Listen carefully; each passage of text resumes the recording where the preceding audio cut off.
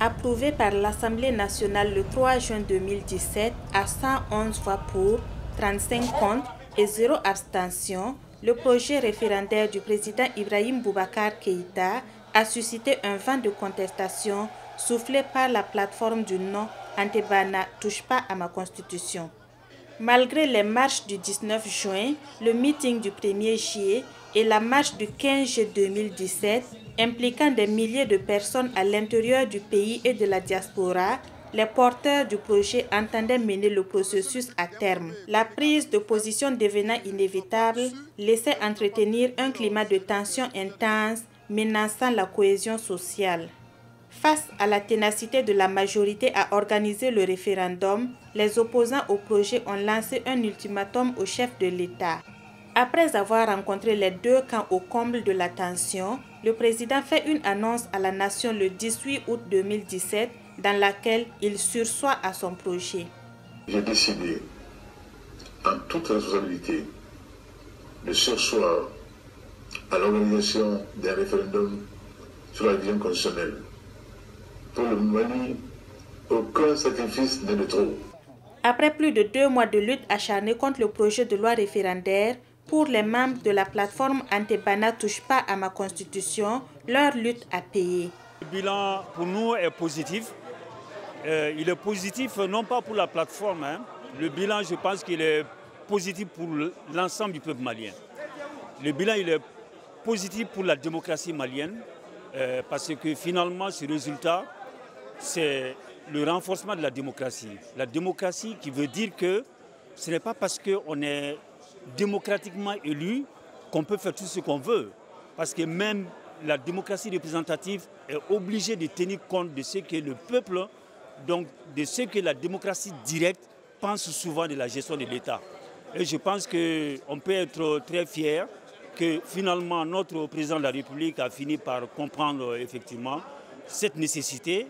Et j'ai dit aussi quelque part c'est sa victoire à lui. C'est la victoire de tout le peuple malien qui montre que désormais, je pense que plus rien ne devrait être comme avant au Mali et que les autorités doivent savoir que la gouvernance doit tenir compte de ce que les populations expriment.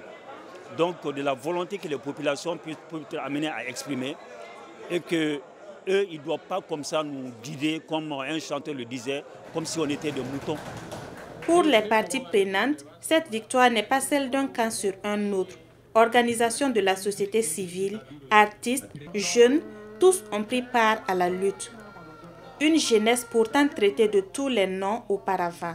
Quand je rentrais, d'abord on disait que ce n'est pas le truc des artistes, mais comprenez que je suis malien d'abord avant d'être artiste. Et quand je suis rentré dans ce mouvement, j'ai appris beaucoup de choses. J'ai appris à grandir d'abord.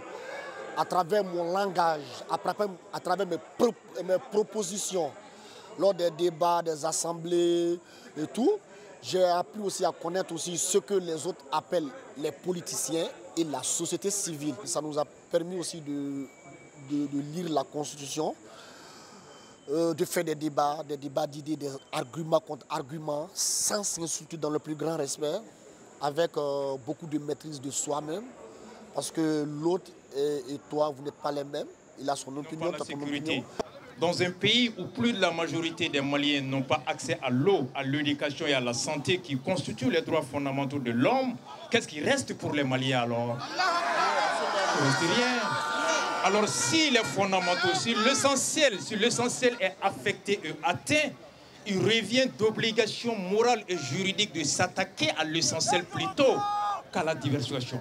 De par cette lutte, la jeunesse malienne s'est trouvée un terrain d'apprentissage de la citoyenneté, celle dont elle doit user pour montrer aux politiques sa place dans les prises de décisions majeures. Elle a décidé d'être désormais cette tour de garde qui veillera sur l'action du politique. La principale leçon à tirer de cette période de débat intense et de manifestation, c'est que les jeunes aujourd'hui ont pris conscience de l'importance de leur rôle dans la société.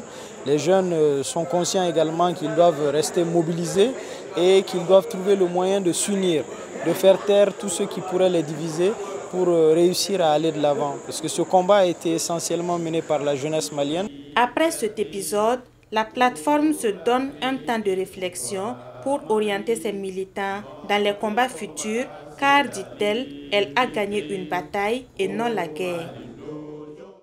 Droit Libre TV, la web télé 100% droits humains, 100% liberté d'expression.